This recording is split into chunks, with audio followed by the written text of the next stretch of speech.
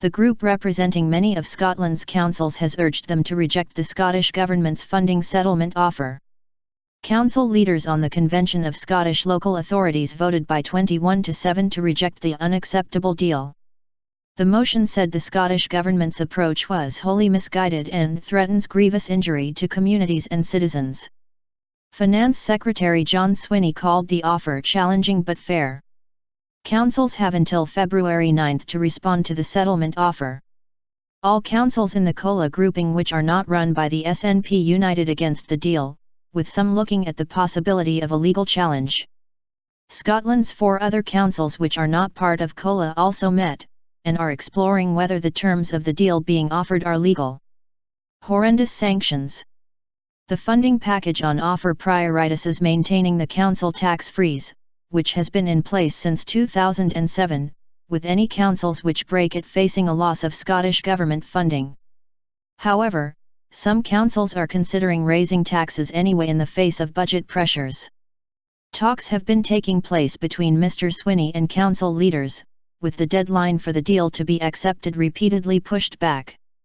Following a meeting of Cosla in Edinburgh, President David O'Neill announced the grouping had rejected the funding package as totally unacceptable and an attack on our democratic mandate.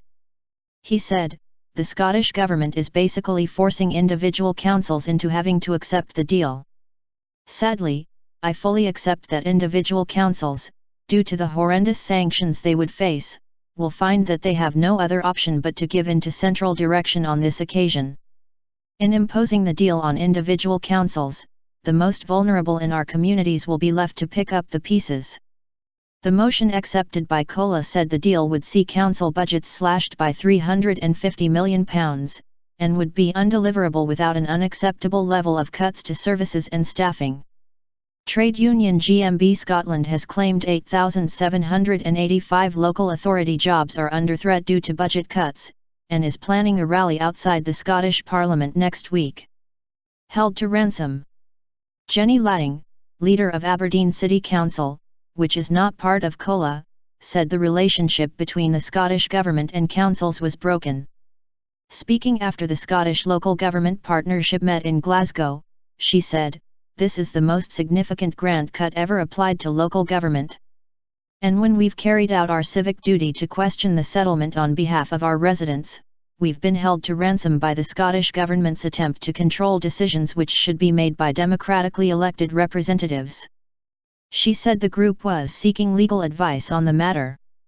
Scottish Labour and the Lib Dems said it was now time for Mr. Swinney to rethink the deal on the table.